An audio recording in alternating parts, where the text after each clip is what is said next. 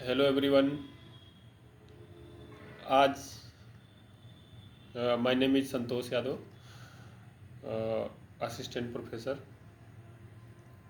और आज हम लोग जो है बात करेंगे इतिहास के एक बहुत ही अ, महत्वपूर्ण टॉपिक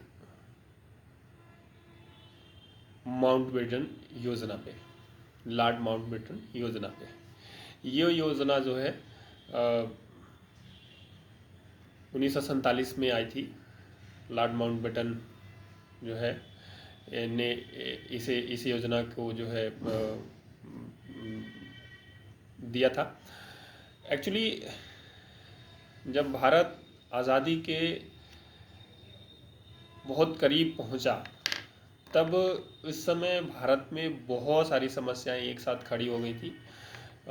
और इसमें सबसे ज्वलंत जो समस्या थी वो ये थी कि भारत पाकिस्तान के विभाजन का, भारत का एक तरह से विभाजन की समस्या बहुत ही ज्वलंत समस्या थी। इस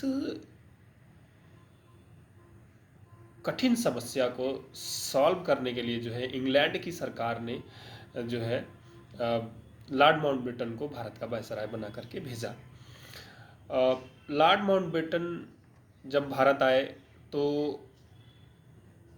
उन्होंने जो है कांग्रेस और मुस्लिम लीग के नेताओं से अलग अलग वार्तालाप की, और इसके साथ साथ अन्य दल के नेताओं से भी अलग अलग वार्तालाप किया उन्होंने।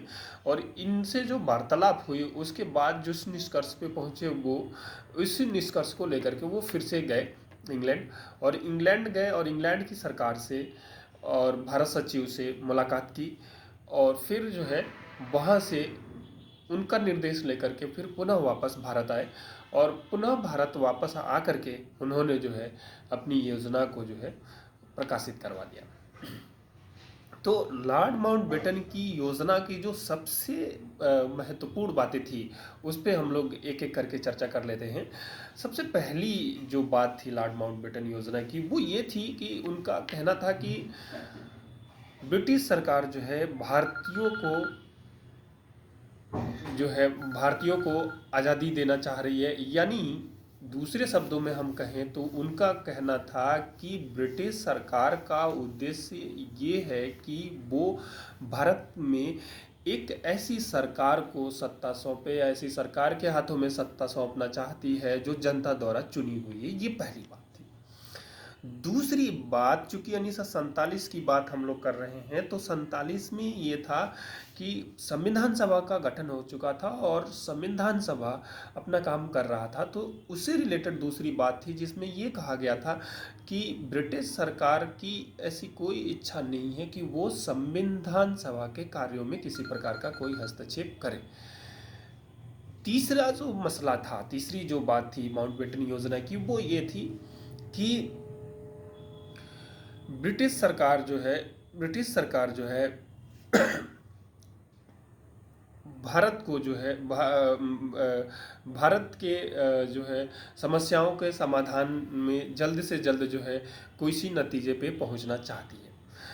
चौथी बात उनकी ये थी कि उनका मानना ये था कि संविधान सभा द्वारा जो संविधान का निर्माण होगा उस संविधान को उस हिस्से में कतई नहीं लागू किया जाएगा जो हिस्सा उसे मानने के लिए तैयार नहीं होगा। यानी वह तबका जो संविधान सभा द्वारा निर्मित संविधान को मानने के लिए तैयार नहीं होगा, उस पर बिल्कुल इस संविधान को नहीं थोपा जाएगा।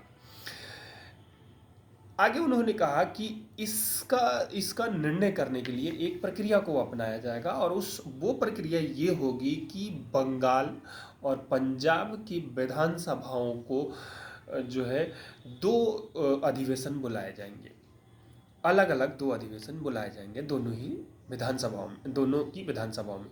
एक पहला जो अधिवेशन होगा उसमें जो है मुस्लिम बाहुल्य इलाके के जो है प्रतिनिधियों को बुलाया जाएगा, और दूसरा जो अधिवेशन होगा उसमें जो है हिंदी बाहुल्य क्षेत्र के प्रतिनिधियों को बुलाया जाएगा। और इनसे जो है इनसे जो है इनका वोट लिया जाएगा, इनका मत जाना जाएगा, और उस मत के आधार पर यह निर्णय किया जाएगा कि कौन की विभाजन होगा कि नहीं होगा। अगर बहुमत विभाजन के पक्ष में जाता है तो तो विभाजन किया जाएगा। तब तब इन विधानसभाओं के सामने एक प्रश्न और आएगा कि वो ये कि ये विधानसभाएं फिर ये निर्णय करेंगी कि मौजूदा संविधान सभा में वो रह करके संविधान का निर्माण में सहयोग करेंगी या संविधान सभा के बाहर जाकर के एक अलग संविधान का निर्माण करेंगी। अगली बात इन्होंने कहा कि इसी तरह से जो है सिंध के विधानसभा को भी करना पड़ेगा। और फिर नेक्स्ट बात इन्होंने ये कहा कि इसी तरह से जो है पश्चिमोत्तर के क्षेत्र में, बलूचिस्तान के क्षेत्र में प्लेबिसाइट कराया जाएगा, जनमत संग्रह कराया जाएगा और उस जनमत संग्रह के माध्यम से ये निर्णय लेने की कोशिश की जाएगी कि वो बलूचिस्तान जो है भारत में रहना चाहेगा या पाकिस्तान में। अगली बात इसमें ये थी कि जो असम का सिलहट ज़िला है, वो ज़िला जो मुस्लिम बाहुल्य ज़िला है, उस ज़िले में भी प्लेबिसाइट कराई जाएगी, उस ज़िले में भी जनमत संग्रह कराया जाएगा और उस जनमत संग्रह के माध्यम से ये तय किया जाएगा कि वो ज़िला जो है पाकिस्तान में रहना चाहता है या भारत में। अगली बात जो इस योजना की थी वो ये थी कि इस योजना में जो है ये कहा गया था कि भारत को जो है 1948 नहीं बल्कि 1947 में ही आज़ाद कर दिया जाएगा। फिर अगली बात जो है, अब ये योजना की जो मुख्य मुख्य बातें थी वो ये थी। इस योजना को मुस्लिम लीग ने एक्सेप्ट कर लिया, स्वीकार कर लिया और कांग्रेस की वर्किंग कमेटी ने, राष्ट्रीय जो वर्किंग कमेटी थी, उस कमेटी ने भी बड़े ही अनमने ढंग से इस योजना को स्वीकार कर लिया। और इस योजना को स्वीकार करते हुए कांग्रेस कमेटी की जो मंशा थी वो ये थी कि हो सकता है कि अभी बहुत ही उत्साह में इस योजना को जो है लोग मानने के लिए तैयार हैं, हो सकता है बाद में जो है जब हम अन्य समस्याओं के समाधान कर रहे होंगे तब जो है ये समस्या हमारे लिए बहुत छोटी समस्या बन जाएगी और तब लोगों के जो है मानस पटल से ये बात हट जाएगी कि भारत का विभाजन भी होना चाहिए और समय के साथ ही ये समस्या अपने आप रिजॉल्व हो जाएगी। लेकिन ऐसा हुआ नहीं। वो ये एक कांग्रेस कमेटी की अपना एक मंशा था, जो भी रहा हो, लेकिन इस एटलीस्ट हम कह सकते हैं कि कांग्रेस कार्य समिति ने जो है इस योजना को स्वीकार कर लिया। इस योजना के संदर्भ में जो है मौलाना अबुल कलाम आज़ाद ने कहा था कि ये एक पहली ऐसी जो है लिखित दस्तावेज था जिसमें जो है कैबिनेट मिशन द्वारा जो कैबिनेट मिशन द्वारा जो संस्तुति दी गई थी, उस संस्तुतियों को नकारते हुए भारत विभाजन की बात जो है कही गई थी। यानी उनका ये कहना था कि इस योजना के आने के बाद भारत की एक रहने की सारी आशाएं एक सिरे से ख़त्म हो गई। उसके बाद जो है कांग्रेस और लीग ने इसे एक्सेप्ट किया और इसके बाद इसकी इम्प्लीमेंटेशन की बात आई कि अब ये योजना को इम्प्लीमेंट करना है।